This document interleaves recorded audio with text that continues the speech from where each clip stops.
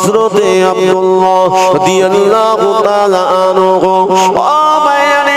হযরত আব্দুল্লাহ ছিলেন সবথেকে ছোট বাবা, কিন্তু আবু তালেবের নিজের ভাই ছিল। ও ভাই জানেরা, তাই তো আব্দুল মুত্তালিব বুঝতে পেরেছিলেন আমার ভাতি আমার পোতা দায়িত্বটা আবু তালেবের কাছে দিতে হবে। তাই আমার নবীর দায়িত্বটা আব্দুল মুত্তালিব আবু তালেবের কাছে দিয়েছিলেন। ও ভাই জানেরা, ও আমার মুরব্বি আব্বা জানেরা, সে আবু তালেবের পুত্র হযরত আলী রাদিয়াল্লাহু তাআলা আনহু। হুজুর আমার তিনি আমার নবীকে এতটাই প্যার করতেন, নবীকে এতটাই ভালোবাসতেন।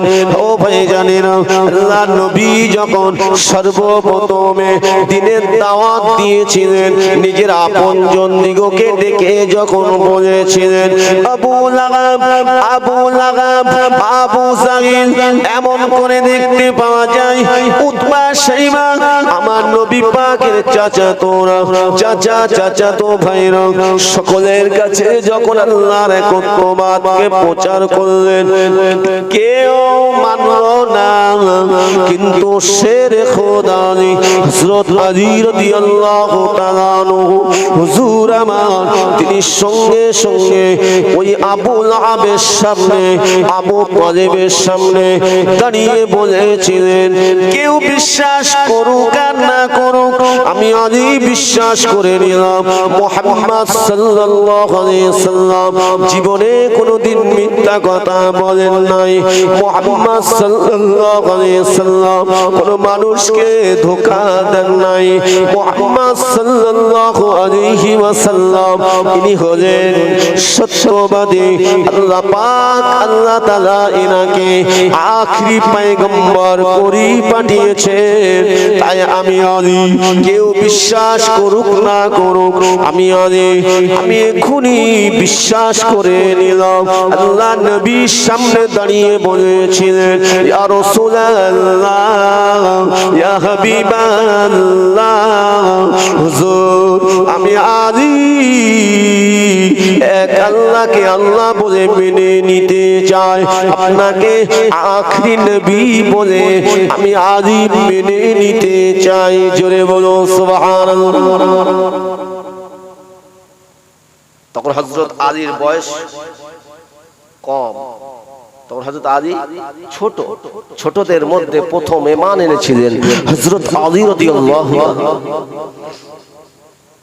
আবু লাহাব বলছে, আবু তালেবকে বলছে, ভাই দেখেছো তুমি মুহাম্মদকে লালিত পালিত করেছো, দেখো আজ তুমি মানুষ করেছো, লালিত পালিত করেছো, তোমার ছেলেকে গ্রাস করে ফেলেছে। আবু তালেব বলেছিলেন, আমার মুহাম্মদ সাল্লাল্লাহু আলাইহি ওয়াসাল্লাম কোনদিন মিথ্যা বলে না। জোরে বলে সুবহানাল্লাহ। এই জন্য আল্লাহ পাক কোরআন পাকের মধ্যে জানিয়ে দিয়েছেন, ওয়া মা আরসালনাকা ইল্লা রাহমাতাল লিল আলামিন।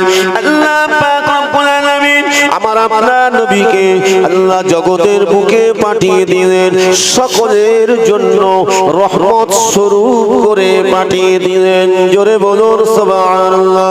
সেই হযরতে আলী রাদিয়াল্লাহু তাআলা যাকে আসাদুল্লাহিল গালিব বলা হতো, শেরে খোদা আলী বলা হতো। শেরে খোদা আলী মানে আল্লাহ পাকের পাক ছিল। জোরে বলুন। আল্লাহ হযরত আলীকে শের বানিয়েছে। তাই বলে কি তিনি অন্যায়ের দিকে ছিলেন? নাউযুবিল্লাহ, হকের উপরে ছিলেন।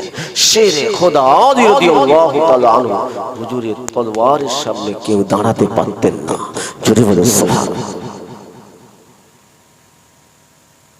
তিনি সব যুদ্ধে গাজী হয়ে ফিরে এসেছেন।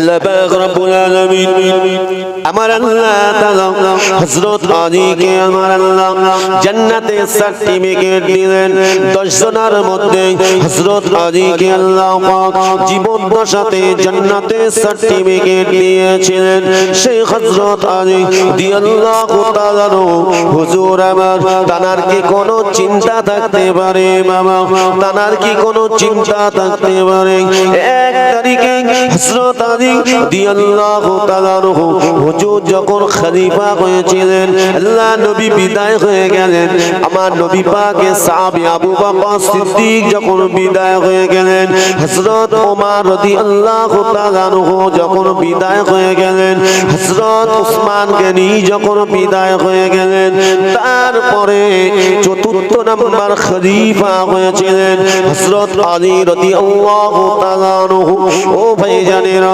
হযরত আলী রাদিয়াল্লাহু তাআলা হুজুর যখন খলিফা হয়েছিলেন হযরত আলী রাদিয়াল্লাহু তাআলা হুজুর আমার বৃদ্ধ হয়ে গেছেন হুজুর আমার বৃদ্ধ হয়ে গেছেন হুজুর আমার দেখতে পাওয়া যায় 1 তারিখে মদিনার মসজিদে নববী শরীফে বসে বসে বসে বসে আল্লাহ পাকের দরবারে রোনা জারি করে কাঁদতে থাকেন আল্লাহ পাকের দরবারে এত কান্না কাঁদতে থাকেন হযরত আলী রাদিয়াল্লাহু তাআলা হুজুরের চোখের পানিতে দাড়ি মোবারকটা ভিজে যায় হুজুরের চোখের পানিটা টপ টপ করে পড়তে থাকেন এমন করে কাঁদতে থাকেন মদিনার মানুষেরা দেখে অবাক হয়ে যায় আমাদের খলিফা আমাদের আমিরুল মুমিনিন হযরত আলী এমন কান্না তো কোনোদিন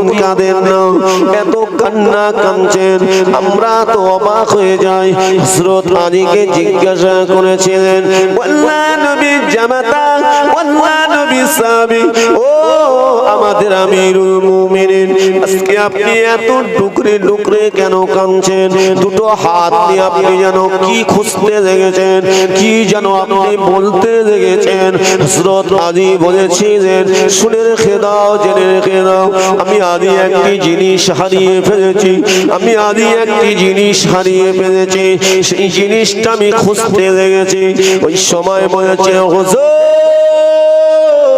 আপনি এমন কি জিনিস হারিয়ে ফেললেন সেই জিনিসটা আপনি খুঁজে পাচ্ছেন না আপনি আমাদেরকে বলুন নবী সাহাবীদের নবী সাহাবীরা যখন মদিনাবাসীরা যখন বলেছিলেন হযরত আলী ওই সময় বলেছিলেন ও মদিনাবাসীরা ও নবীর সাহাবীরা আমি আলী যে জিনিসটা হারিয়ে ফেলেছি তোমরা সেটা কখনোই ফিরিয়ে দিতে পারবে না তোমরা ফিরিয়ে দিতে পারবে তো হুজুর আপনি কি এমন জিনিস হারিয়েছেন সেই জিনিসটা আপনি খুঁজছেন অথচ বলছেন আমি খুঁজে পাই না তোমরাও ফিরিয়ে দিতে পারবে না কি এমন জিনিস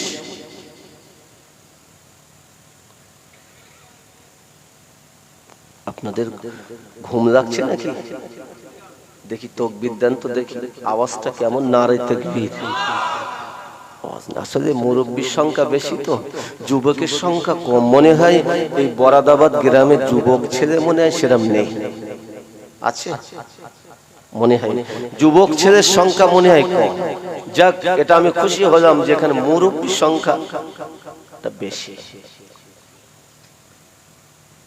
আপনাদের ঘরে যুবক ছেলে নেই ফ্রি ফায়ার খেলছে মানে পয়সা আচ্ছা যাই হোক একটু তাকবীর দেন দেখি নারে তাকবীর আর আওয়াজ নিয়ে বলেন নারে তাকবীর নারে তাকবীর এই বরদাবাদ মসজিদের বাৎসরিক ইসালে সওয়াব এই বরদাবাদ মসজিদের বাৎসরিক ইসালে সওয়াব সিলসিলায়ে হক মুজাদ্দিদে জামান এই মাহফিল কমিটি সাহেবান কোন এই মাহফিলের দাতা কোন নারে তাকবীর উলামা কোন নারে তাকবীর এটা মহব্বতে দরুদ আল্লাহুম্মা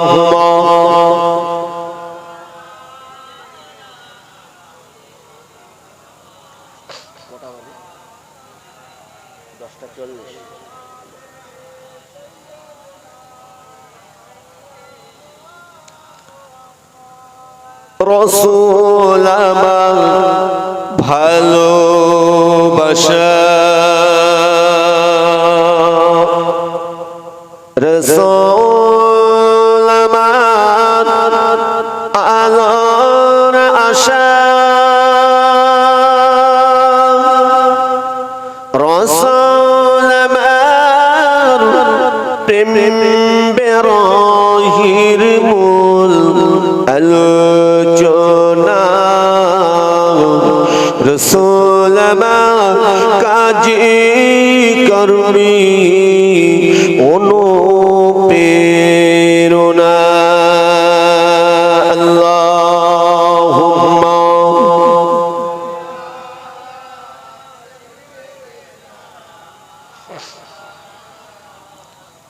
ওয়া আলা আলি সাইয়্যিদিনা।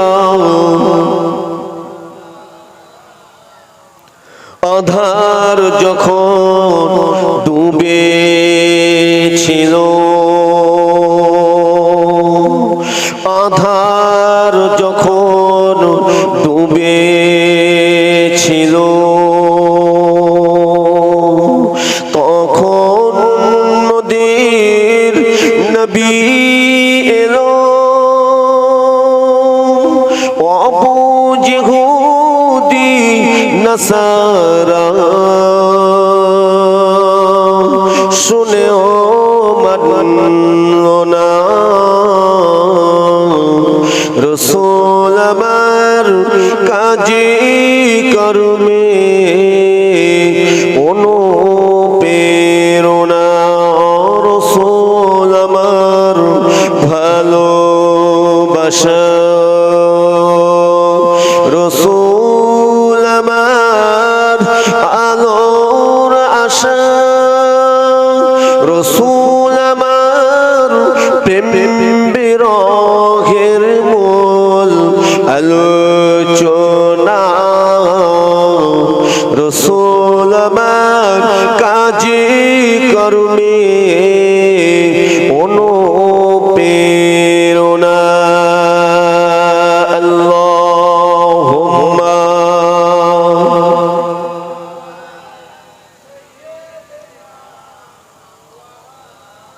মহব্বতে পড়েন নবীর শানে দরুদ।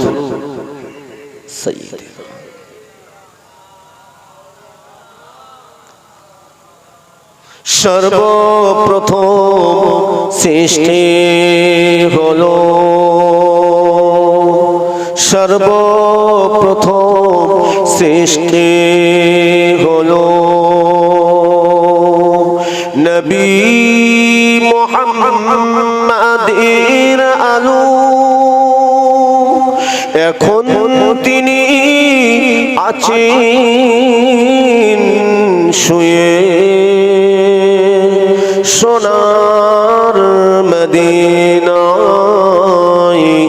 রসুল আমার কাজী কর্মী অনুপ্রেরণা, রসুল আমার ভালোবাসা, রসুল আমার আলোর আশা, রসুল আমার প্রেম বেরহের মূল আলোচনা, রসুল আমার কাজী কর্মে অনুপ্রেরণা। আল্লাহুম্মা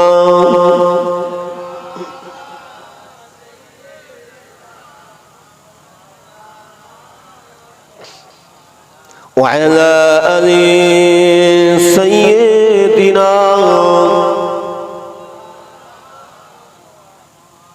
ও ভাইয়েরা, ও আমার মুরব্বী ভাইয়েরা, হযরতে আলী রাদিয়াল্লাহু তাআলা আনহু, হযরতে আলী এত কান্না কাঁদতে লাগেন, হুজুরের কান্না দেখে নবী সাহাবীরা মদিনাবাসীরাও কাঁদতে লাগেন। ও ভাইয়েরা, হযরতে আলী বলেছিলেন আমি যে জিনিসটা হারিয়ে ফেলেছি তোমরা কখনোই ফিরিয়ে দিতে পারবে না। আমি খুঁজতে লেগেছি, আমি আলী আর ফিরে পাবো না। ওই সময় মদিনার মানুষেরা জিজ্ঞাসা করেছিলেন, নবীর সাহাবীরা জিজ্ঞাসা করেছিলেন, ও আমিরুল মুমিনিন, ও খলিফাতুল মুসলিমিন, আপনি এমন কি জিনিস হারিয়ে ফেলেছেন?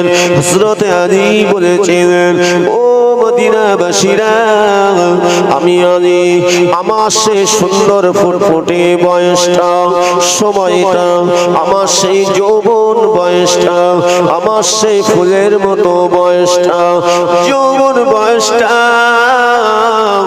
আমি আলী খুঁজতে লেগেছি, আমি আলী খুঁজতে লেগেছি, কিন্তু আমি আমার যৌবন বয়সটা আমি খুঁজে পাই না।